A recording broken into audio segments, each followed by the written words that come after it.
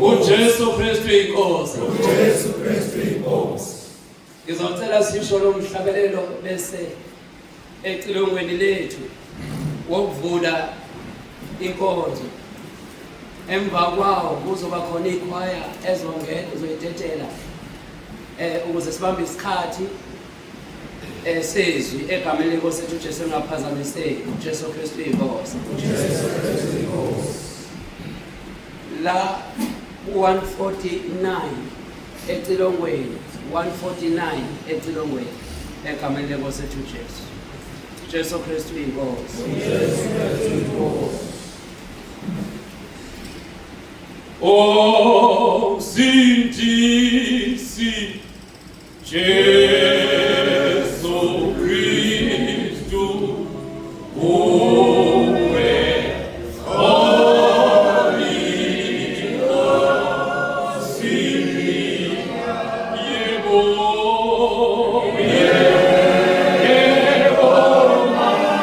mausena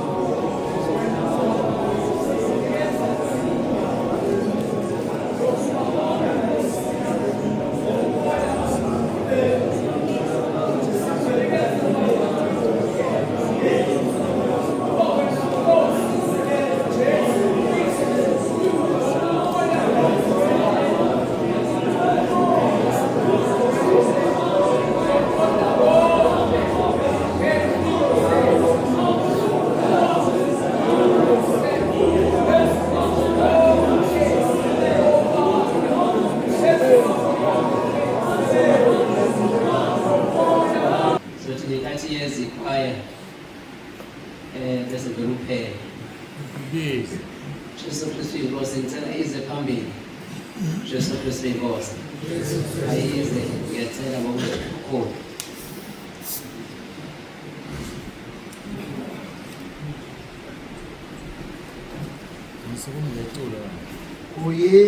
Uyinsindiso inye, igama linye nalo, kuyise elosinye, uJesu uye njalo. Uyinsindiso inye, igama linye nalo, isisekelo sinye, uJesu uye njalo.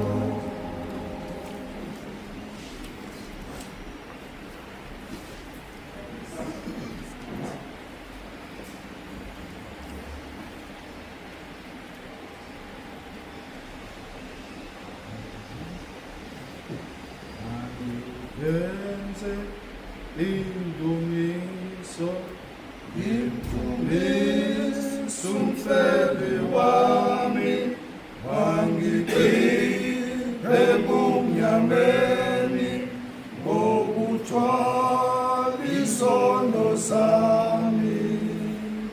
nguye owazinikela, nguye owazinikela, isabanjwe ezoneni, isabanjwe ezoneni, nguye oyikhomba indlela, nguye oyikhomba indlela eqondayo ezulwini.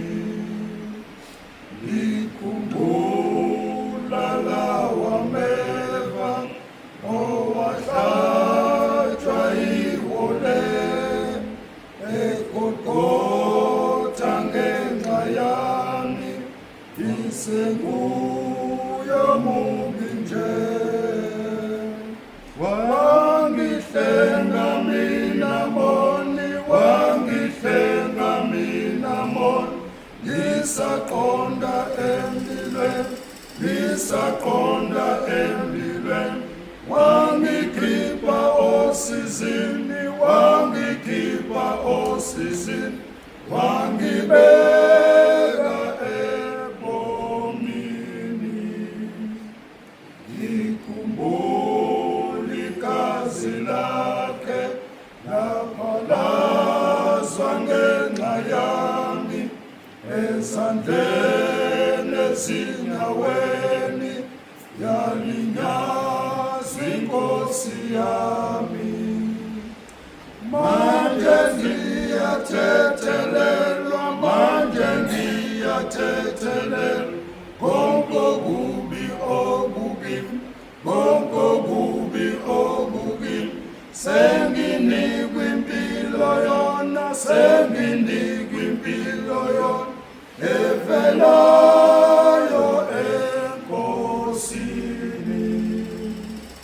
Wangizwisa izwi lakhe, wangibiza ngomsanami, senginguye umuntu wakhe, ngasindiswa umfeli wami. Sengiyakulangazela, sengiyakulangazela, ukumbona uqobole, ukumbona uqobole, khona ekhaya ezulwini, khona ekhaya ezulwini, yeke injabuliso. Sengiyakulangazela, sengiyakulangazela, ukumbona uqobole, ukumbona uqobole, khona ekhaya ezulwini, khona ekhaya ezulwini, yeke injabuliso.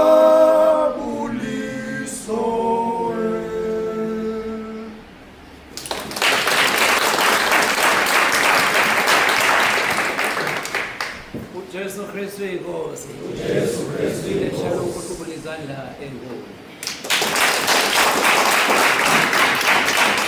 Siyabonga kakhulu uNkulunkulu Baba, siyamdumisa egameni elihle lenkosi yethu uJesu ophilayo kulesi sikhathi. Sekuyisikhathi soba silisondele izwi egameni lenkosi yethu uJesu. Angisezohlabelela kodwa imayikhi yakho yenze singakuzwi la efonini. Jesu Kristu inkosi. Ngiyabonga. Jesu Kristu inkosi. Sivalekile. Amen.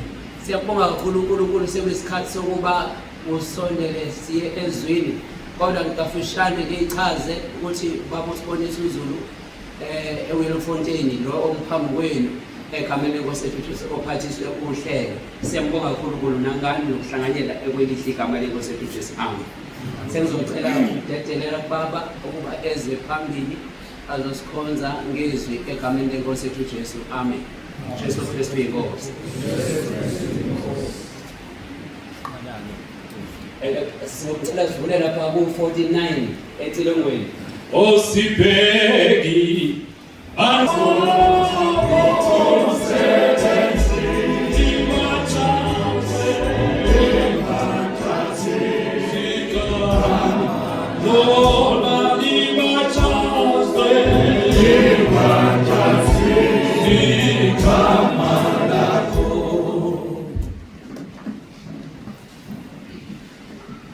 udumo kuNkulunkulu weliphezulu nothula emhlabeni kubantu abathokozelwa nguye uJesu Kristu inkosi. uJesu Kristu inkosi. uJesu Kristu inkosi. uJesu Kristu inkosi. uJesu Kristu inkosi. uJesu Kristu inkosi.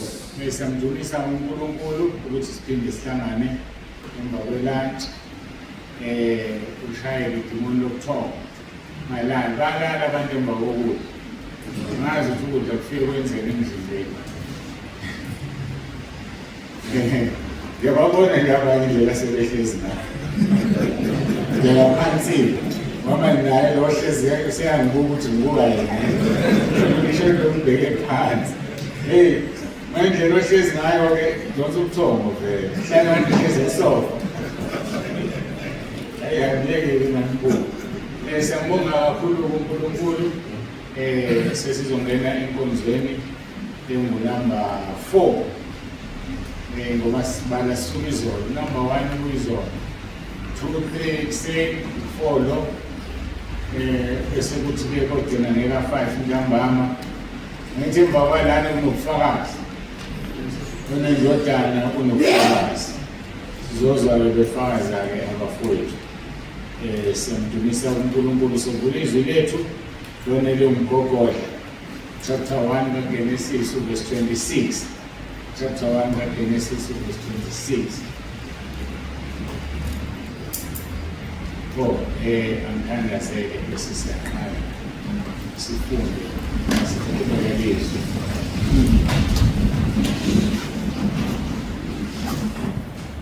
Babonongile, babongcwele, siyabonga ukuthi usigcinile, saphinde sabuya. Siyacela Nkosi ukuthi ukhulumisane nempilo zethu, sisalalele. Ngiqalekisa idimoni lokuthonga, ngiqalekisa uSathane akanasabelo la ngendlela zakhe, ngiqalekisa amadevil woshiphazi mayikhona iphuma ihambe ngoba inasabelo. Ngithuma umlilo wasezulwini phezu kwayo. Siyacela Nkosi ubekane nathi, usibiyele, usigcine. Sinikela ukuphila kwethu kuwe ukuba sembathiswe umuntu omusha owaziyo ukuthi ubani omdalayo. Siyabonga-ke Nkosi ngakho konke, uJesu Kristu inkosi. uJesu Kristu inkosi. Amen.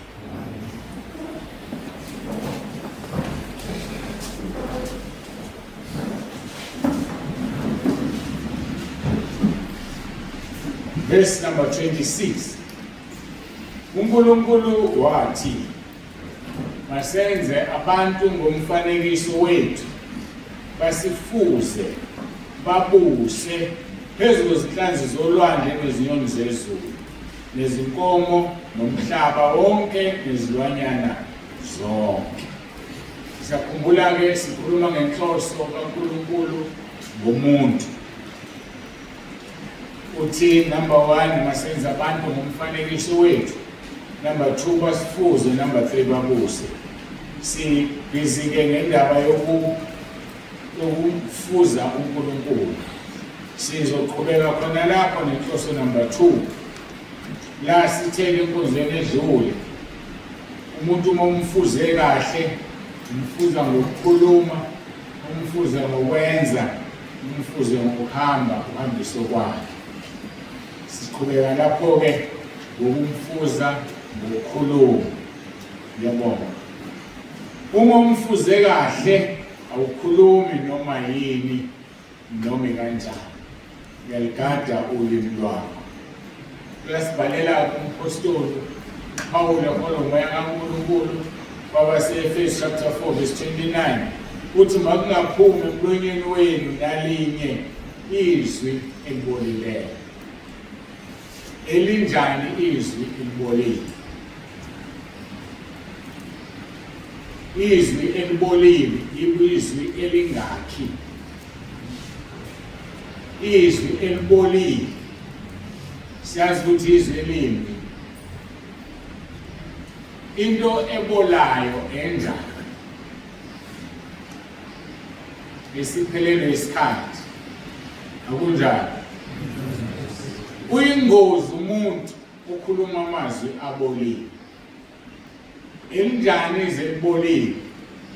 yilelo kade lahlala enhlizweni yakho laze laphelelwa isikhathi ufuna ukukhuluma kumuntu ngoba definitely uyolwa naye lipolile seliphelelwe isikhathi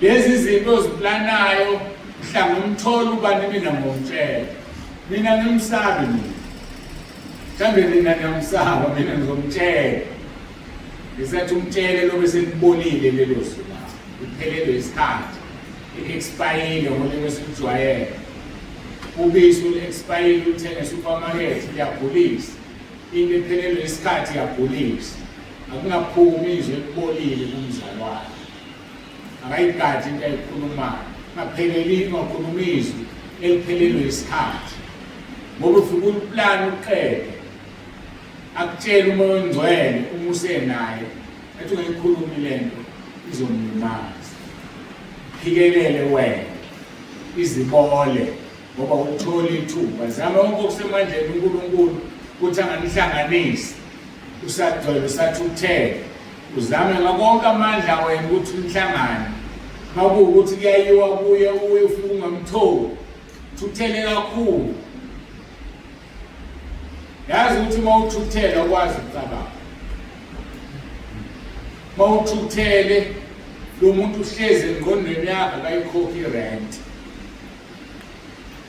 uma upheka uyakushisa ukudla ngoba ukhuluma wethu ucasukile uma usebenza ngaphandle udinga usuyishaya ngesando uyilimaza ngoba ingqondo ayiphelele la ikulo muntu o-occupy ingqondo yakho ngavumi kube nomuntu o-occupy ingqondo yakho ngavumi kube nomuntu ohlezi engayikhokhi irent nakuyo ngoba akayikhokhile irent kodwa uhlezi sathi ucabanga lokhu akubuye ngizomthola ubona ukuthi yakushisa lento hambe umfuno ngamtholi ngoba uNkulunkulu uzama ukukuphephisa asiyeke ukukhuluma amagama abolile aphelelwe isikhathi ngoba uNkulunkulu ethi ungayenzi into iyeke makungaphumi emlonyeni wenu naliyizwe libolileyo kodwa kube nelungelo ukwakha njengokuswelekileyo ayikho into emnandi edlula ukuthi uye kumuntu okhuluma naye ungamtshelanga ukuthi ulimele usuke kuyise wakhekile ngoba kusuthi ukhulume into edingwa uNkulunkulu edingwa uwena ngaleso sikhathi wakheka ayikho into ebuhlungu uye kumuntu ujabule usese kuyele mvusulimele ngoba ukhulume izwi elibolile sonke lesi sikhathi kanti usibani uhlezi ungibambele igqomo izwi elibolile kade afuna ukukhuluma ukutholileke namhlanje kuba kubi uma kwenza umzalwane kwenza umntwana kaNkulunkulu masimfuze ngokukhuluma simfuze ngokwenza mangaphumi emlonyeni wenu naleyizwe libolileyo kodwa kube ngelungelo ukwakha njengokuswelekileyo ukuze bavezele umusa abezwayo umuntu akathola umusa ngenxa yento ekhulumile ningamdabukisi umoya ongcwele kaNkulunkulu enabe kuphawu ngaye kuze kube lusuku lokuhlengwa usuku lokuhlengwa usuku lokuphuma kophefumulo emzimbeni siyacula sithi ngihlengiwe yebo uhlengiwe kodwa awakahlengwa ngokugcwele siyacula sithi ngisindisiwe yebo usindisiwe kodwa uzosindiswa ngokugcwele mhla umphefumulo uphuma kulo mzimba usuyala ungeke usaphinde ubone khona manje amanje usindisiwe kodwa kusangenzeka wone so-ke kufanele ngaleso sikhathi sisaphila singabafokazi kulo mhlaba sibe abantu abangamdabukisi umoya ongcwele ngoba sinomsizi umoya ongcwele okhulumayo kuwe athi musukwenza musugqoka kanje musuhamba kanje musukhuluma kanje bese-ke uma ungamlalela kuphumeka kushilo usaleke awusenamlawuli awusenamuntu okuphethe ngengizwe kunabantu okuthiwa abaphatheki bakhona vele abantu abangaphatheki uyahlupha umuntu ukhanda lemtshelo kwakhe khuluma lokhu namhlanje ukhulume lokhu kusasa uyona nje yena akaphatheki kodwa yikho into ebuhlungu uma ususula umoya ongcwele ungasaphatheki umoya ongcwele kulungile mhlawumbe uma ungaphatheki kumuntu ngoba uma ungasaphatheki umoya ongcwele amathuba akho ungene ezulwini ayancipha ngokuyena osikhuliselayo uzothi uma ethi ubaba hawala yini ungekho kusibani bani esengikhathele mina kezwa usumangalelwe umoya ongcwele zothi umangalelwe umsizi wakho usekhathela ngasakwazi ukuhlala kuwe ngoba wena unjani awumlaleli ubani abayo basebenzisa i-GPS emgwaqeni lento ekulayela indlela baphamisa izandla ngibabona ubona ukuthi bangaka abazongisho hayi baningani abazongisho uyubona uma ngabe uvula i-GPS uye endaweni oyaziyo bese kuvela into ethize ethi jika udlule endaweni ethize uyakubelesela lo mlungu okhuluma le athi musuya lapho nansi indlela bese bayi-recalculate athi okay ngoba usuhamba lapho-ke kufuneka uphumela ujikela uyelo nala uyakhona ungamnaki kuleyo nto-ke esenza umonto akutshela kulayela indlela ube nenkani wena leyo uyazajabulise lo muntu wesifazane ekutshela indlela wena yazi awudukile uyazi ukuthi uyazi lento ucabanga ukuthi udukile so bafowethu asingamdabulisi umoya ongcwele simnikeze ungumsizi wethu uma unikeze umoya ongcwele okwazi uNkulunkulu ukunikeza ukuyena uNkulunkulu ukuphila kuwe so uma uNkulunkulu-ke ephila kuwe zigade kunezinto ongakwazi ukuzenza hayi ngoba zizimbi kodwa zibe zingakufanele kunezinto ongakwazi ukuzenza ake ngilinganise ngalento elula mhlawumbe sizoyizwa si-understand uma ungena kulama magazini noma ungena ku-YouTube noma ku-Google ubona iy'moto ezakhiwayo manje ama-double cab awakhiwayo manje angisho ukuthi so kodwa khona i-double cab ovele uyibone ukuthi isilwane-ke sifakwe saqunywa zonke izinto from the factory hayi ukuthi iyendiwe edomuntu thamba amapayipi ngemuva awu-4 you can imagine uyibuka lapho uma iduma lento yenze njani ake sishintshele bese kuqhamuka ngayo bakunsibane ngelilanga enkonzweni imfanele isono nakhona so-ke kunezinto okungafanele sizenze noma ngabe uyazithanda ngoba zifanele iposition okuyona so njengabantwana bakaNkulunkulu kunezinto eziningi okungafanele sizenze ezingesona isono ngoba zisifanele ngithi yikho ngizathi ngilinganise kahle ningabantu besilisa iy'moto niyazazi so-ke kunezinto okungafanele sizenze azisona isono kodwa ngoba umntwana kaNkulunkulu kuthiwani ngiphume emotweni enamathaya ngawo avele alunguze ngaphandle kuzothiwani umfundisi munye nayo uyayibona lonto so-ke akukusona isono ngoba yasefactory ayilungiswanga wena kuronge uma sizolungiswa uwena ngoba urun i-risk yokuthi i-insurance ingakhokhi kube nezinto ezingayenzeki iphume efactory noma ngabe uyayithanda kodwa zibuka ukuthi wena ubani ngowasezulwini awuyisebenzisi into so-ke ziningi izinto ezinjalo ngeke ngizibale for one reason bathi uNkulunkulu uma ngishumayele ngibiza ngoshumayela izwi ngoba into engekho ezweni ivula umgudu wokuthi ugayeke so angifuni ukuqala ngibale ngithi ukuthi nokuthi ngoba akukho ezweni so lalela umoya kaNkulunkulu ukuthi uthini kuwe uJesu wasinikeza into emnandi wathi uzobabona ngey'thelo zabo thina sizobona nje ngendlela okugqoka ngayo uthi usibani bani izwe lisaphila sibone imoto oyigibelayo usibani bani izwe liyaphila ezikhuluma kamnandi kabi lezi zinto ngoba zikho ezweni ngeke futhi sizikhulume kuwe ngoba siyazi usilindele ukuthi ubhalwe phezweni kodwa thina sesiyakuthatha sibeka la kudolo asiye ekhaya nayo usadwela izwe so kunezinto-ke kufanele ucabange singamdabukisi umoya ongcwele umoya ongcwele is there to coach you ukhona ukuthi akutshele ukuthi yenza lokhu ungakwenzi. And isikhathi esiningi umoya ongcwele kuwe ukutshela izinto wena angafuni uzenze. Uthola ukuthi mhlawumbe ezweni azikho. Okungakugunyaza ukuthi uzishumayele la. Uma usuzishumayela uvula umgudu wokuthi ugxekwe. Ngesikhathi ugxekwa usubuyela kuzona uyazenza kanti kuwena ziyisono uzoya esiphogweni ngokwenza into umoya ongcwele athe ungayenzi. Abanye abazalwane abayenzayo bayizulwini. Manje uma ngizwakele uzoya esiphogweni uyela ukuthi wenza into athe umoya ongcwele ungayenzi. Ibingesona isono kwabanye abantu bayenze bayizulwini. So yikho-ke uJesu wathi ukuthi ukuthatha isinkwa sabantwana usiphose ezinganeni. Ngoba izinto zinikezwe wena musuzidlulisela kubantu. Kubantu sidlulisiswe ngoba izwi lethu sonke. Mhlale ngilinganisa ngalento eyakhulunywa kimi njalo. Mangabe ngikhuluma ngalolu daba. Ngathi ngenyanga ngiserobotini ngareyise uJohn ngiyalithanda.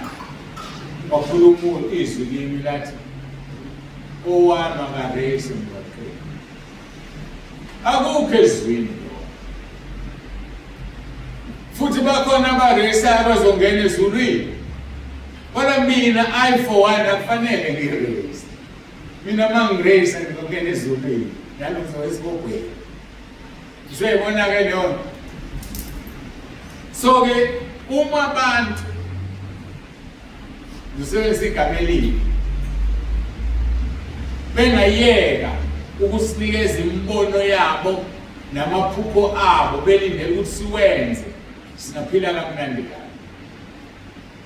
Isikhathi esiningi umbono nephupho wakho awubona wabazalwane. Ingakho kufanele imbono namaphupho ilethwe la imina ngiyihlole eqala ngaphambi kwabazalwane ngoba iyalimaza. Izwi kufanele liye kumzalwane. Lona sikhuluma ukuthi umzalwane ulinyazwe yizwi kunokuthi umzalwane ulinyazwe umbono wakho. Umbono kuyilento engeke ngayikhuluma. Nephupho liyilento engeke ngayisho enkundleni edlule. Uma ufaka izibuko ezidimini umhlaba kuwe uyadima. Kodwa thina abanye siyayifakile lezo zibuko umhlaba unomama. So iphupho liyilento wena oyiphilayo. Usuthatha amaphupho akho wagaxa kubantu. Ngoba unalo iqiniso uNkulunkulu okunikile noma usathana. Umbono uyilento oyibonayo wena ngamehlo akho amahle noma amabi. Usayithatha wena uyigaxa kubantu. Le ndoda ngiphuphe ukuthi nokuthi. Manje ngiphuphile and then no usazothi. Mhlawumbe ungcolile. Ake ngilinganise ngami njengami.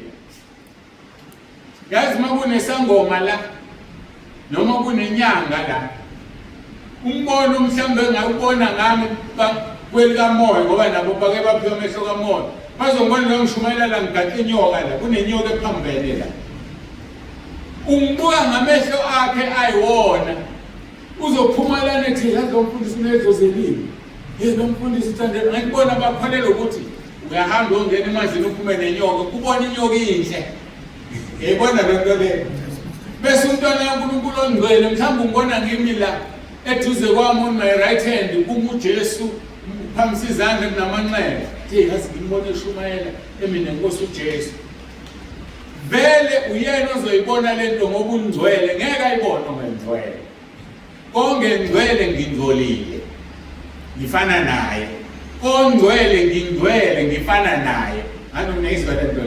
So kabayeka abantu usibhora ngamaphupho abo nama-visions abo ngoba okokuqala funa sazi ukuthi ubani lophuphe leli phupho ngoba liwuye usebone mina kulowo. Niyangizwa kodwa ngingadeke ama-branchini angafa ama-branchini ebulawa amaphupho nama-visions abantu abanibona niyiwo kanti uyena ongcolile. Bese vele liyadedelwa akho vision akho mbono ufuna ukukhulunywa ebranchini ungadlulanga la ngokuhlola ngoba uzofa umsebenzi kaNkulunkulu. Nayo indlela yakhona livele likhulunywe iphupho phambi kwabantu.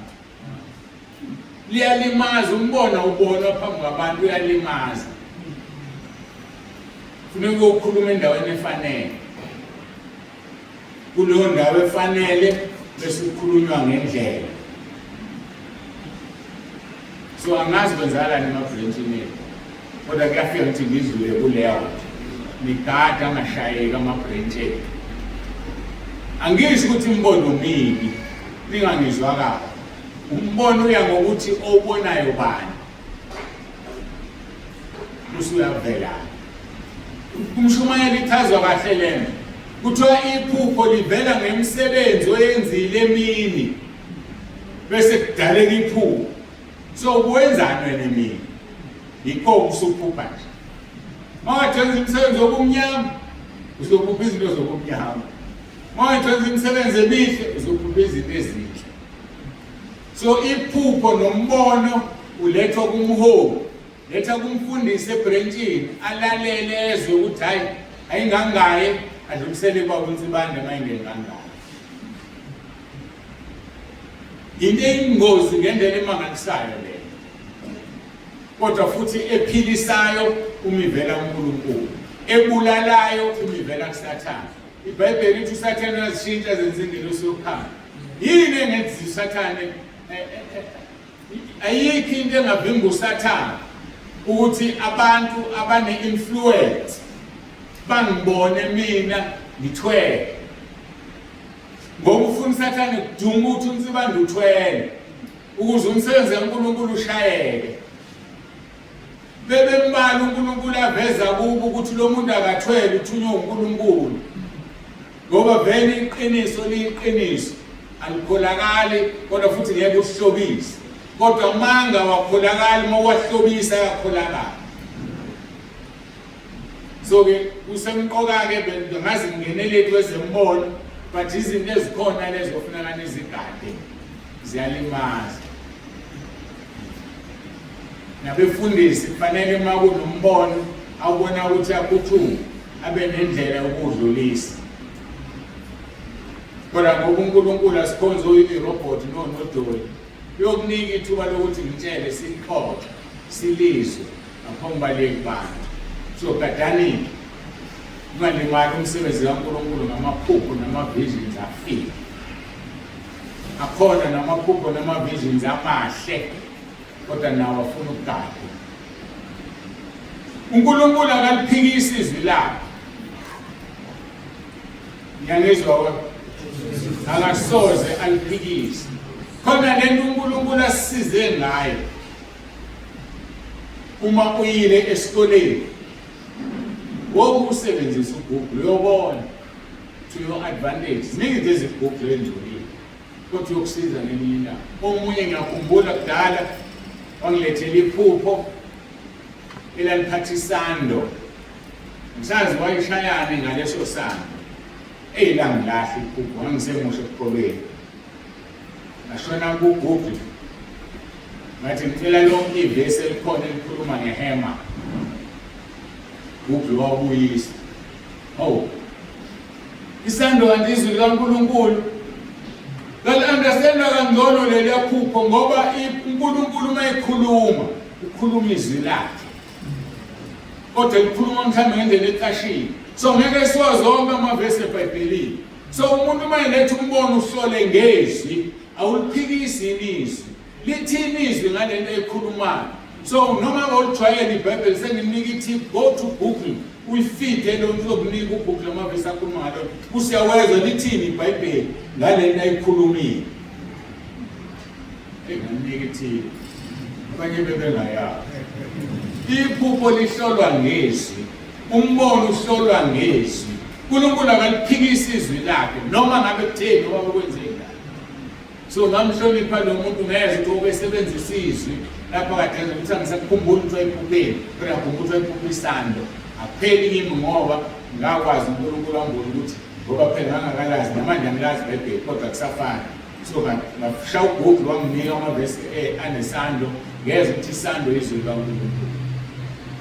mhlawumbe uzomlahla usumlahlile umuntu nguphe ngikhaya abantu ngesandla ndoda esibhogweni babulala ngesandla abantu kanti bebashaya ngezwi likaNkulunkulu besebenza lo muntu manje ngokungazike nawe usomfaka ehlathini. So sifunda izinto eziningi la ecollege. Ngiyabona sifunda izinto eziningi kakhulu kunabafundisi bami la ngiyafisa bakhule nakungebona abami ngoba ziku-YouTube na yonke le ndawo. So kufanele simfuzeke uNkulunkulu nangokukhuluma sikhulume izwi lakhe. Lithi-ke besikade sila ukuthi ningamdabukisi umoya ongcwele kaNkulunkulu enabekwa uphawu ngaye kuze kube usuku lokuhlenga. Njalo uma ngifunda izwi elinje angazi ngabili noma mathathu akhuluma ukuthi umoya ongcwele sabekwa uphawu ngalo. Nalapho ngiyakhumbula ngaye ngashumayela likhuluma ngophawu. Kwazi kwafela uNkulunkulu engifundisa konke ngobheka iKing James Version uma izwi ngalizwa kahle ngi-understand. Thina njengabantu sifuyile. Uma ufuye imbuzi uzishaya uphawu ukuze ubone ukuthi imbuzi yakho nomakhelwane bayazi.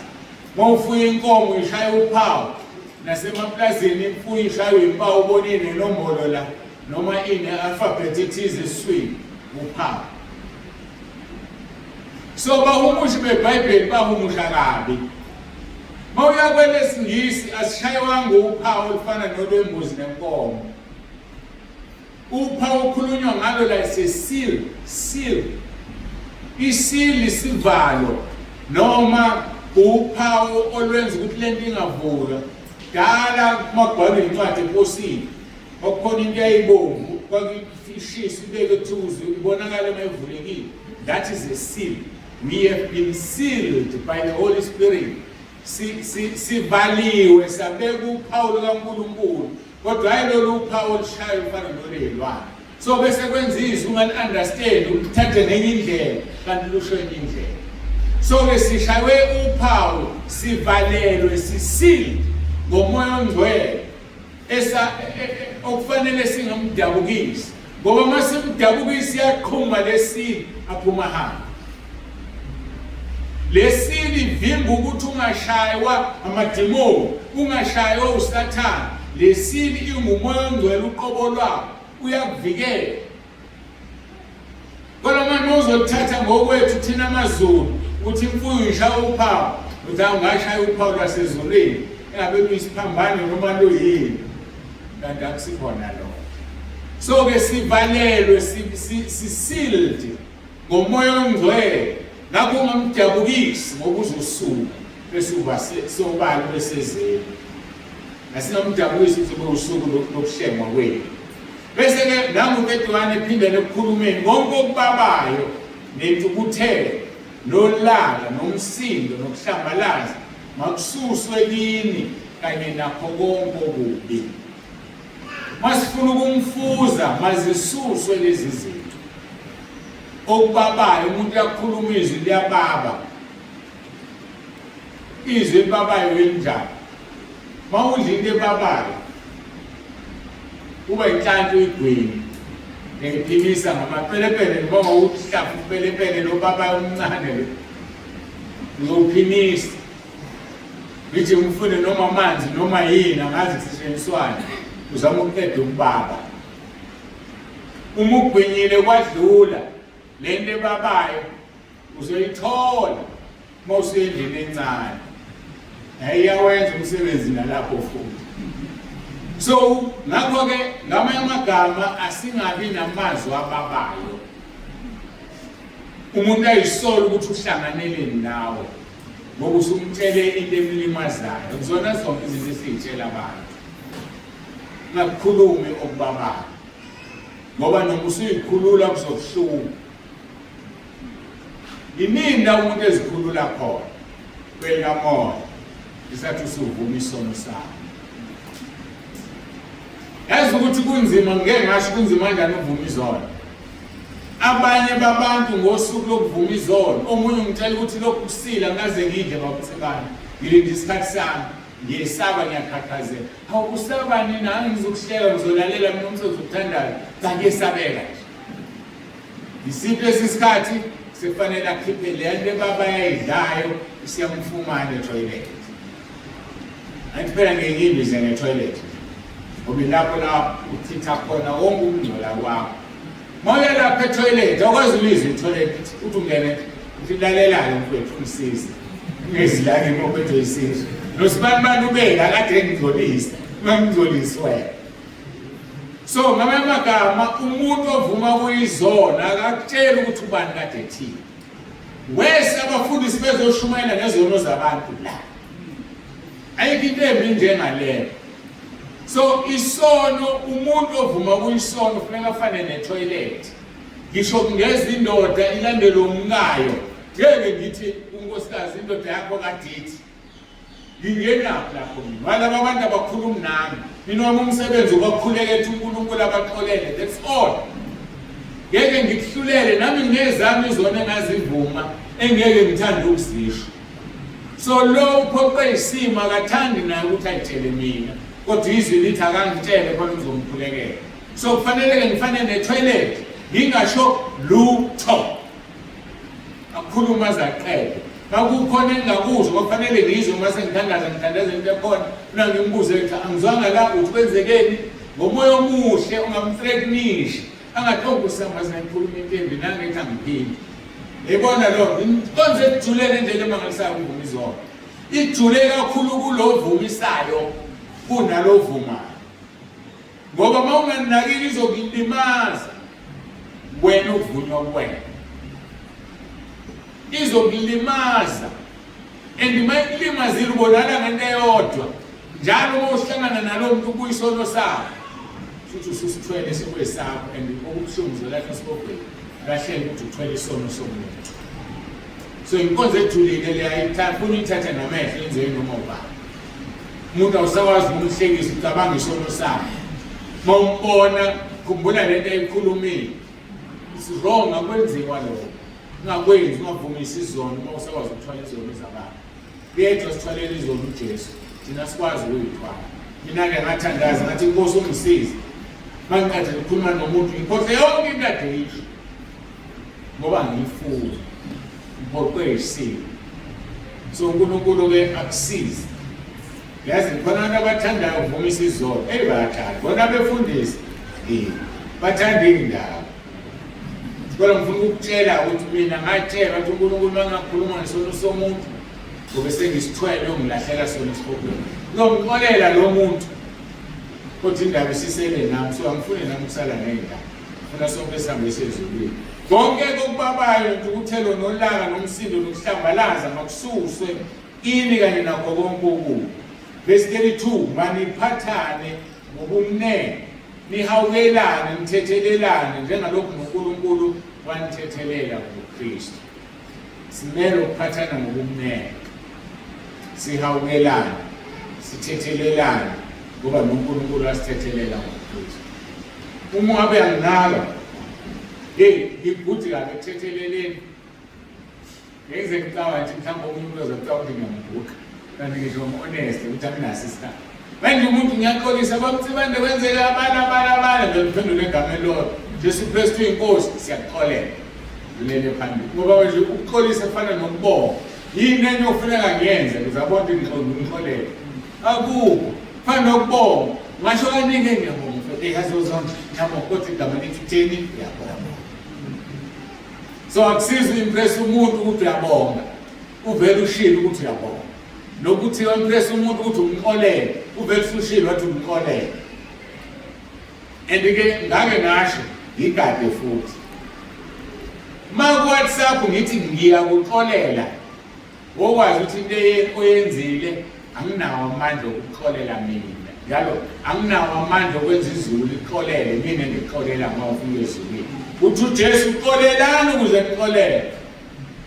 Mangithe nje ngiyakuxolela yizisho mina ngoba ngazi noma izulu liyaxolela ngoba izimo nezono ashilo kahle uJesu njengokuhlambalaza uNongcwele wathi umuntu ungathethelelele nakwezayo. So uma uvuma isono ungitshela ukuthi uthuka uNkulunkulu noma kukhona athi umuntu uthe uma ukhuluma kanje babunsebande ngakuthuka kwavuka inhlamba kwakhona abanalo problem. So umuntu mayesho njalo ufuna ngithi ngiyakuxolela angikwazi ukuthi siyakho ngoba ke ngasisi ngiyabona abantu ngizobala umama yangibala umama ngibala lo ngibele siyaxolela na ukungiphilela umandla ukuthi nibathethelele izolo uyaphoqeleka ukuthi naye enze njani amthethelele.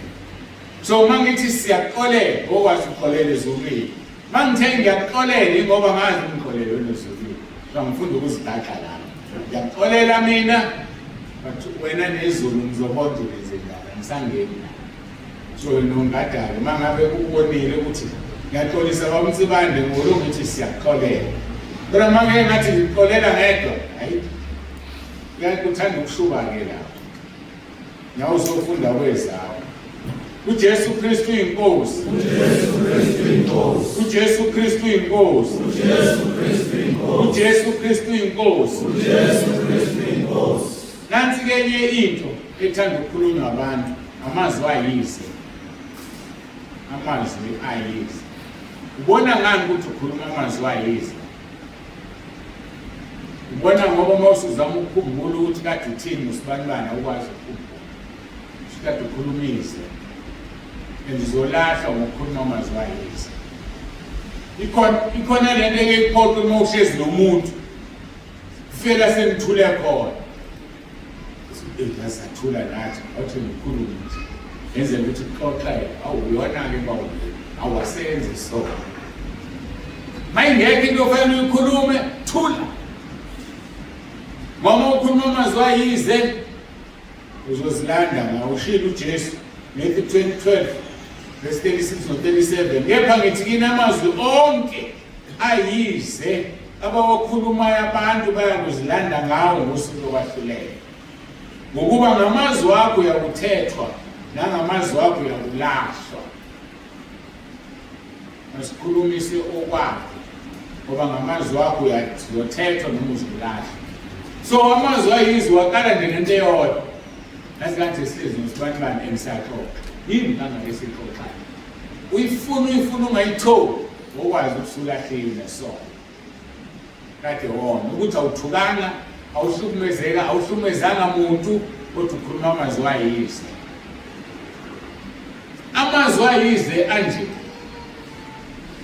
hlale ngiyanisa leyo nto uma umuntu ekuthatha ekubeka entabeni nempuphu athi thuthe baphezana awukhuleke nje nawe izithuthu lapha ephuka uma uthama kula uqeda khona bese lithi izwi ngiyazifuna zonke lezi mpapha hambe uyithoba uzayithatha ezinye mhlawumbe sezibhekwe zawufika phansi la kuqala khona intaba anjalo-ke amazwi ayize uthi uJesu abantu abawakhulumayo bayozilanda ngawo ngosuku lokwahlulelwa uzokwathathana kodwa azobefuneka bese kuthiwa umuntu mayindwathi hayi usibanibani mayincokolela nje ukuze umuntu othanda ukuhlekisa bakudayise bakuqele thina bakaMose siyabona sesikogweni uthanda ukuhlekisa wena sikhulena kushumayela ivangeli uyahlekisa ukukhuluma okuyize nokubheda nenhlamba ufuna ungilalele kahle ngokuphinda futhi ukukhuluma okuyize sikuthatha kalula ngithi sisona esincane nokubheda yazi sibanibana ey'bhedela nakho kunje kufana nathi sisona esincane kusesibayeni esodwa nokufebe nokuphinga nokubulala nokwenza amadlozi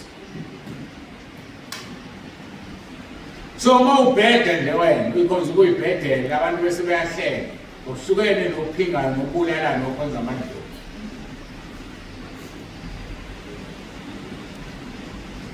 so asingawakhuluma amazwi ayize uNkulunkulu ufuna indoda ekhuluma into ephusile ekhuluma into esile ndoda ekhuluma into eyakhayo hayi indoda enamancobo ngesikhathi sokudlala khuluma umuntu aqede angazi ngiyakudlalisa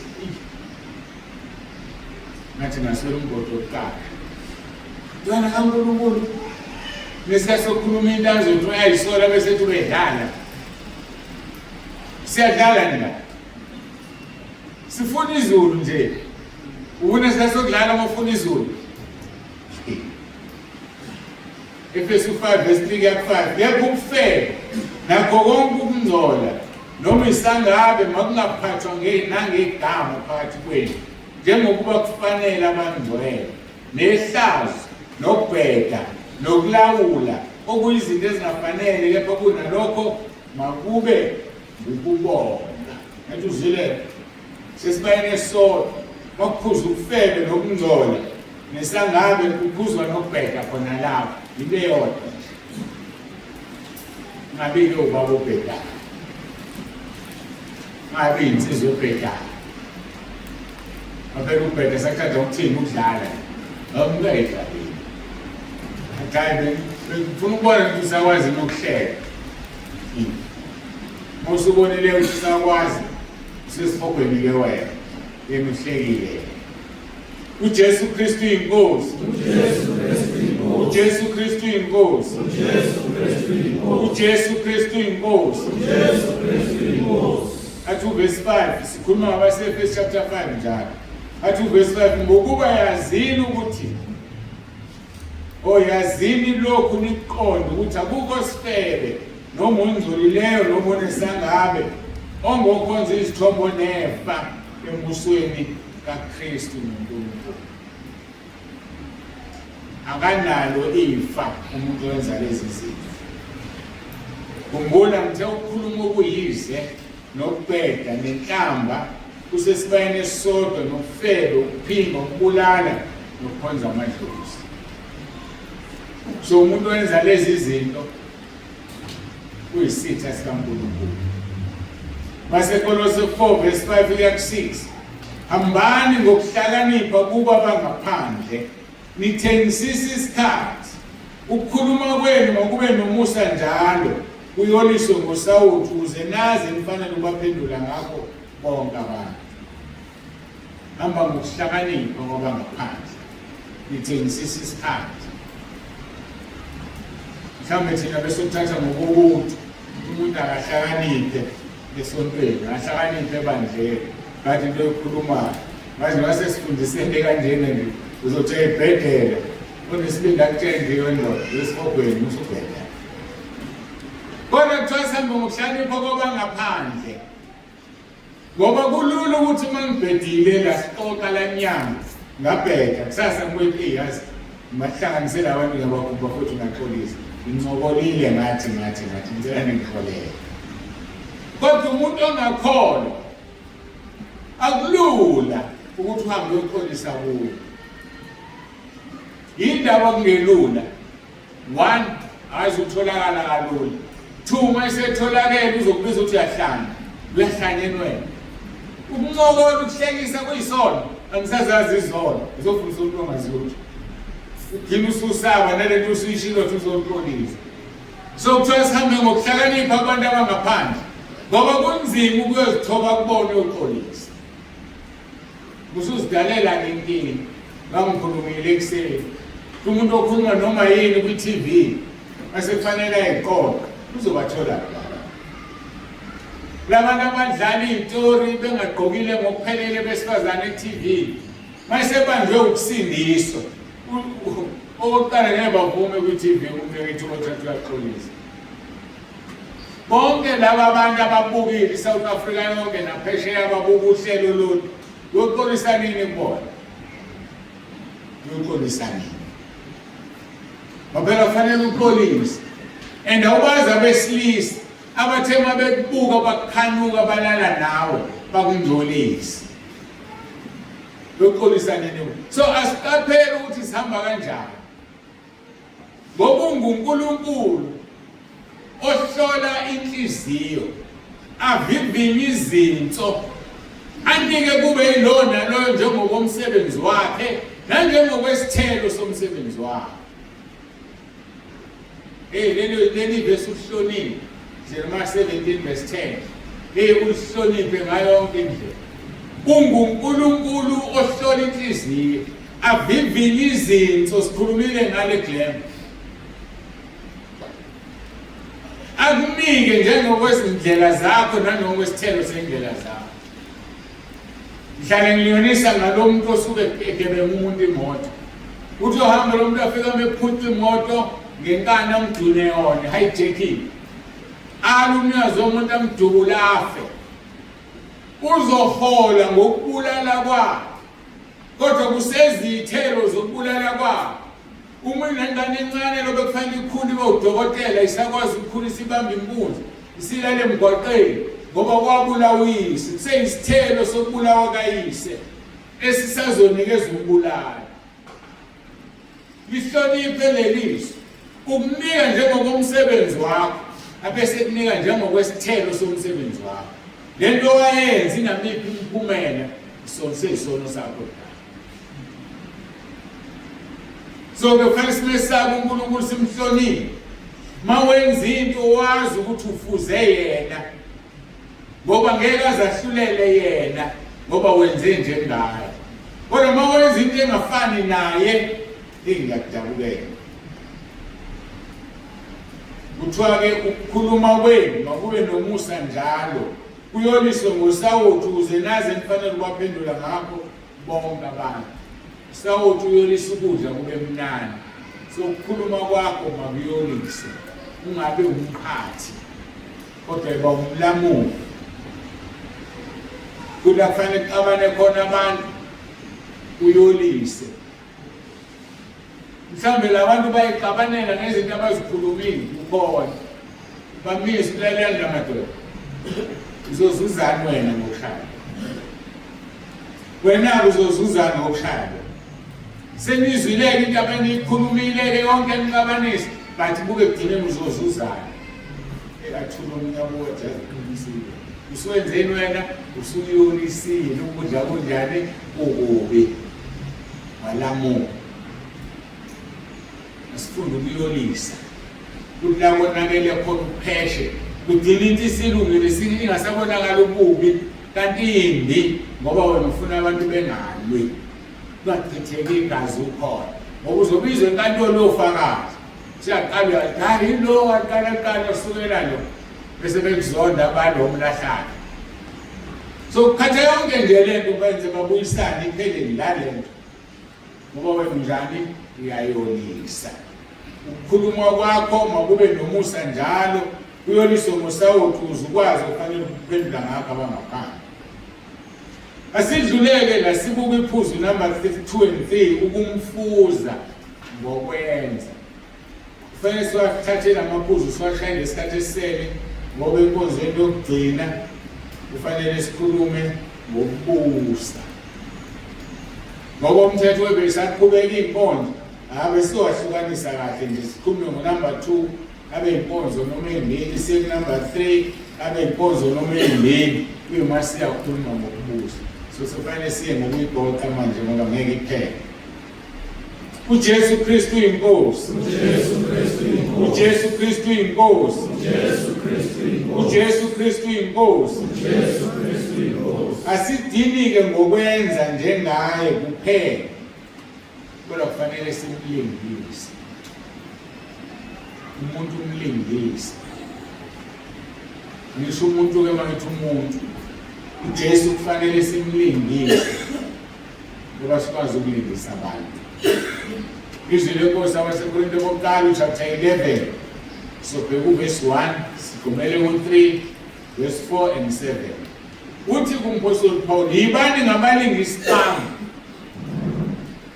bangabefundisi abangama athi kubazalwane bakhe yibani ngabalingisi bami. Ibandla uma phambi kwalo njalo ngesonto ngalitshela lokho. Umngakho ungamtshela ukuthi akakulingisi. Yena okwazi kahle ngisho uthukuthele. Yena okwazi kahle nje uqamba amanga. Ukwazi nje kahle. Ungamtshela ukuthi ngami ufuna ezulwini ngilandele ngilingisi yezulwini beni. Mungeke ukwazi ukusho lo zinuka amakhapha ngokuthi konke ngabalungu kwena. Uthi uverse 1 ibani ngabalingisi bami njengokuba nami ngilingisa uKristu. Elinye izinga lokukholwa Ndothi phumela obala. Njalo bafundi bane ngibona mina ngilingisa uKristu. Athi mayikhuluma umchallenge. Lento ikhuluma bengayikhuluma noKristu. Akuphendula vela phenqa. Ateli vesi. Atiwa mnyakhuluma uJesu lengikhulumile. Aswabe. Ngoba wena ulingisa uKristu. The question is, uyamlingisa yini uKristu na? Isibindi sokutshela ibandla ukuthi alikulingise ngoba wena ulingisa uKristu unaso. Sho njalo umpostoli Paul, eyikholwa le ndoda, emkhonza uNkulunkulu le ndoda. Ithi imani ngabalingisi bami njengokuba nami ngilingisa uKristu. Angathi umuntu ungilingiseni sibe singamazi into ulingisa abantu. Somlingisa kanjani nomuntu kanti mhlawumbe ulingisela uSathane. Verse 3. Kepha-ke ngithanda ukuba nazi ukuthi inhloko yawo wonke amadoda inguKristu. Nenhloko yowesifazane indoda. Nenhloko kaKristu inguNkulunkulu. Kunika ngenhloko-ke. So uma ulingisa uKristu ulingisa uNkulunkulu. Uma ulingisa uKristu njengenhloko yowesifazane kufanele akulingise. Unekala uma ezokulingisa nodinga isibokwe nobabili. Ngoba uthi inkumbuthi ikhole enye inkumbuthi zawukhala kathele emgodini. Inhloko kaKristu uNkulunkulu. Athi verse 4. Yileyo naleyo ndoda esuke ikhuleka noma iprofeti ikhanda lawo limboziwe ihlazisa ikhanda lawo.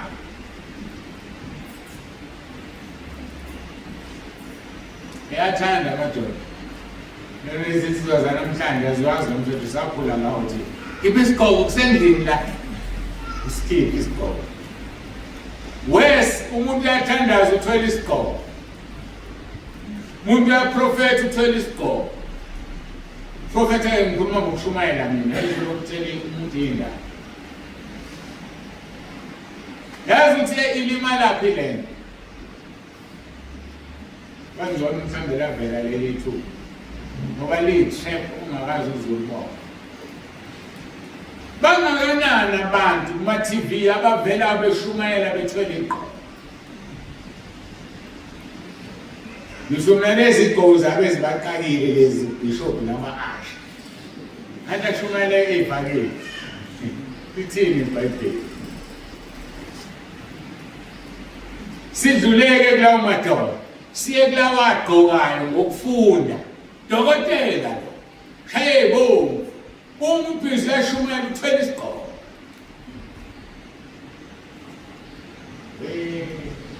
Abe wongena abantu ezulwini. Nodokotela kanti abayezulwini. Ayabayi. Asithwala isigqoko ushumayela noma uthandayo.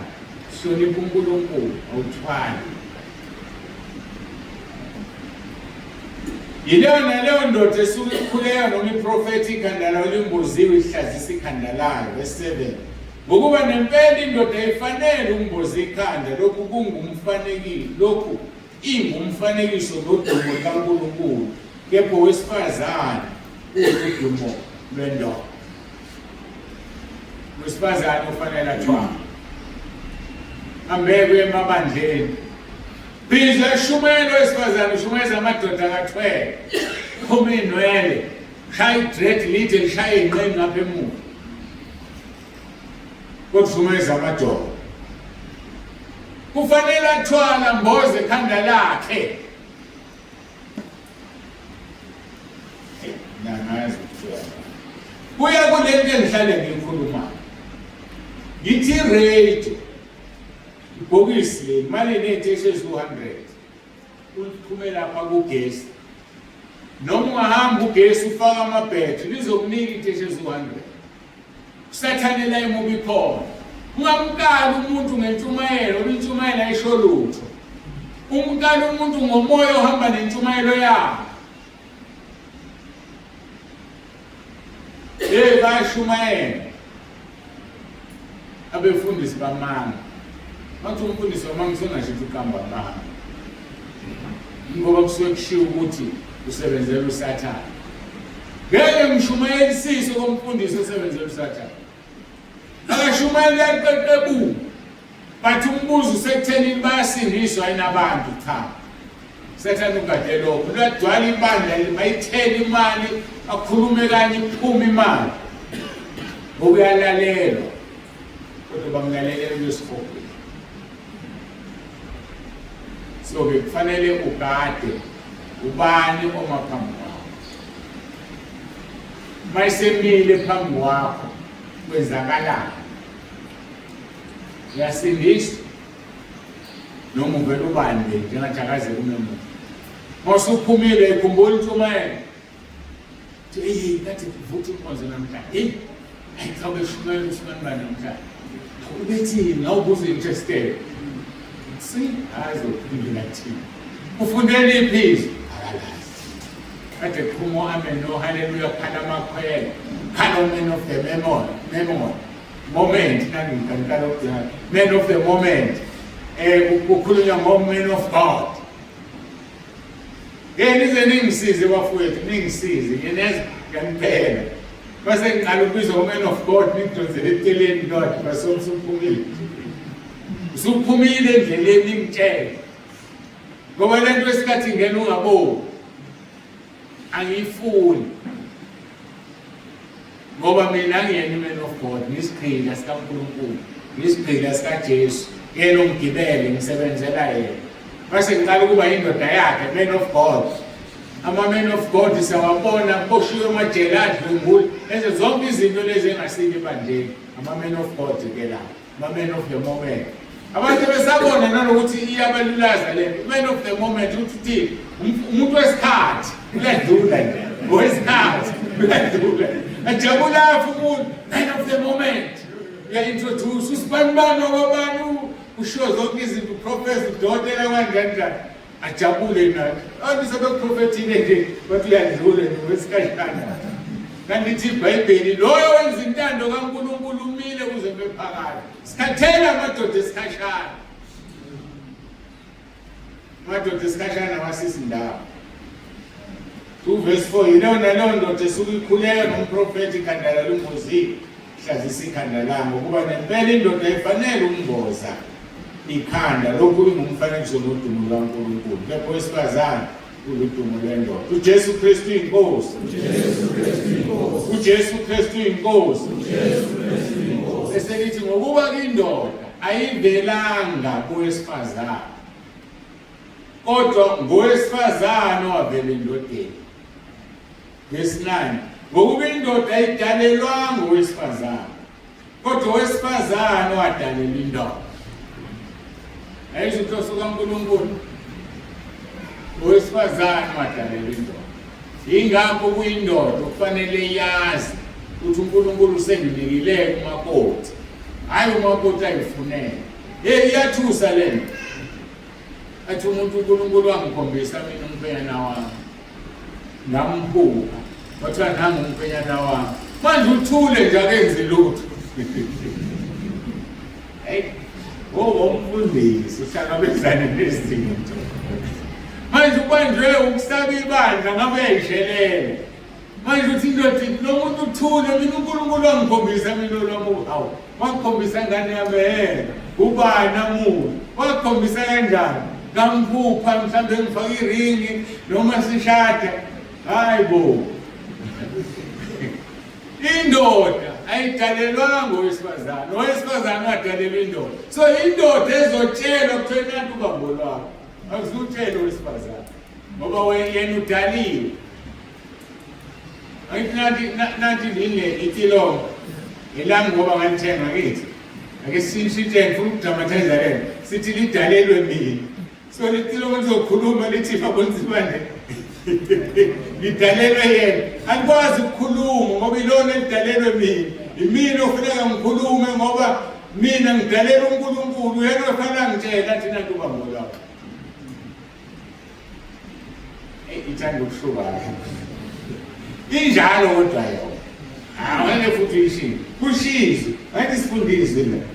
Verse 9. Ngokuba indoda ayidalelwanga ngowesifazane, kodwa owesifazane wadalelwa indoda. Verse 11. Nokho enkosini owesifazane akalutho ngaphandle kwendoda, nendoda ayilutho ngaphandle kowesifazane. Njengoba ngikhulumile nayizolo, ngathi ikhanda inhloko indoda ayilutho umzimba mawungekho, nomzimba ulutho ikhanda malingekho, kodwa ekugcineni ikhanda ofuna libusa umzimba. uNkulunkulu idalile lento yakhe. uJesu Kristu inkosi. uJesu Kristu inkosi. uJesu Kristu inkosi. Ngokuba njengalokho owesifazane evele endodeni, kanjalo nendoda ivela ngowesifazane, kepha konke kuvela kuNkulunkulu. So owesifazane uvele endodeni, kodwa nendoda ivela ngowesifazane. Iyodwa indoda eyadalwa yabunjwa uNkulunkulu. So njengoba iyodwa nje, no-Eva uyedwa owadalwa evele endodeni. Sonke sivela owesifazane, sivela ngowesifazane, kodwa futhi sonke sivela kuNkulunkulu. So akuyona into ofanele siyibale. Nabantu behlale babanga, khayini yavela kuqala iqande noma inkukhu. Ku-obvious, yini? Kukhona bathi iqanda.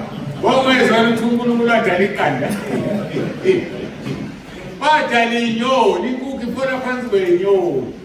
Base kuvela iqanda ngenkukhu. So ezilandelayo sezivela ngeqanda. Kodwa khona kona iqanda livela enkukhwini. Hawu, kanendana madodana bathi wavela iqanda. Hayi, nangihlekisa-ke namhlanje. Hawu, madoda, ngakho-ke masilingiseni inhloko yethu Inkosi uJesu Kristu. Masihambe njengalokhu ahamba yena. Singene ekuhambeni manje.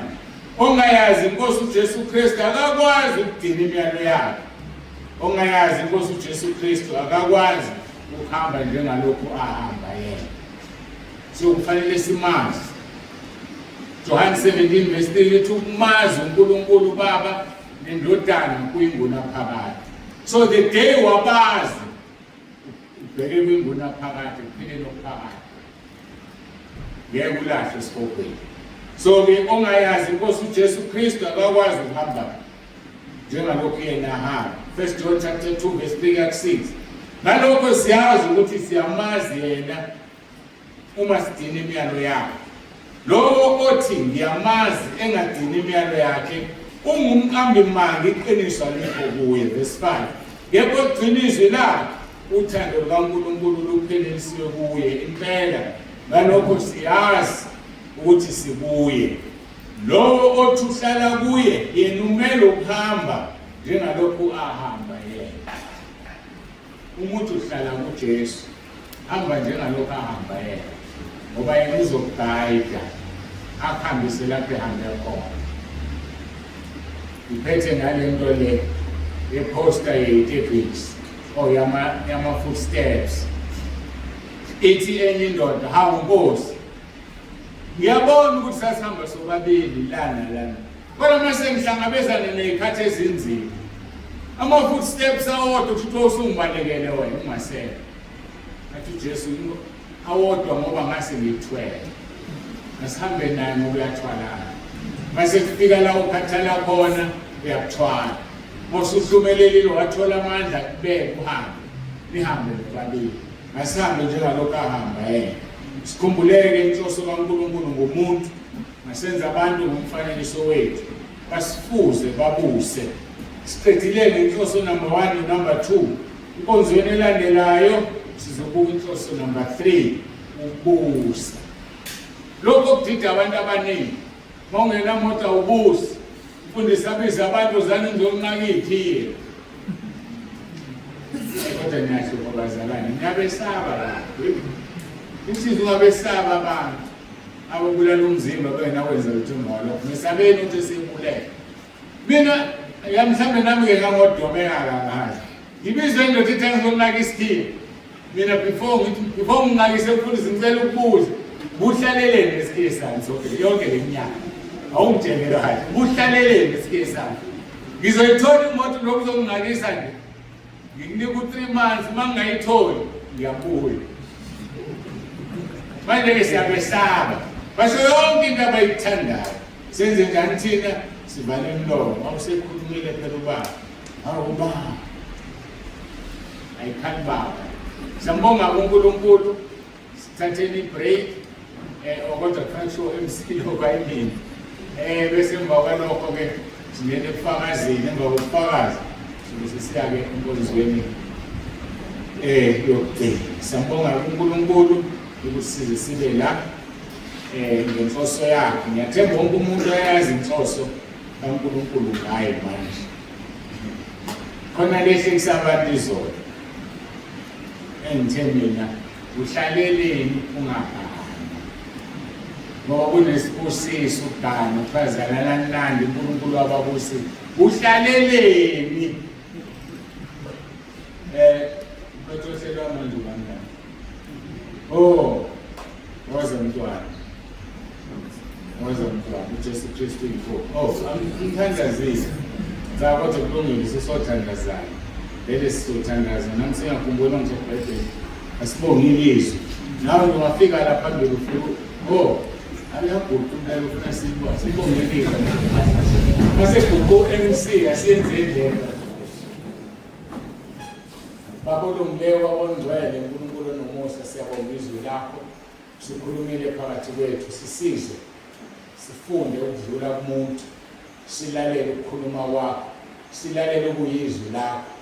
Ukukhulunywa umuntu ongasisi indawo sikulahlele eceleni kodwa sibambe ukusho kwakho ngokukhulumile uthele izodlula izulu nomhlaba ngeke kudlule neganyana olukhulumile lingakwenzanga ukuthumele khona. Siyakubonga benkosi yiba kanye nathi sisaqhubeka osukwini esikulona uJesu Kristu inkosi. uJesu Kristu inkosi.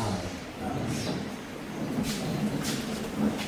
Sesiyacela Nkosi owangifike lamalama yawathika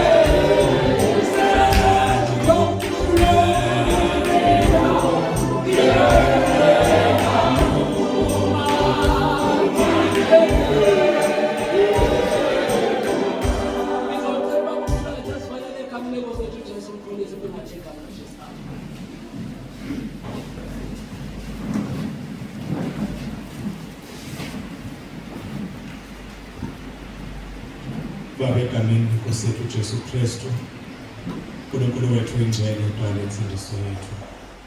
Siyakubonga uNkulunkulu wethu othandekayo, uNkulunkulu wethu onothando, olumangalisayo ongachazeki namagama omlomo. Siyabonga Nkosi ukuthi wasipha le mpelasonto eyisimanga ngalo hlobo Nkosi ukasizohlala sizwe uNkulunkulu wethu izindaba ezimangalisa ngalo hlobo ngawe.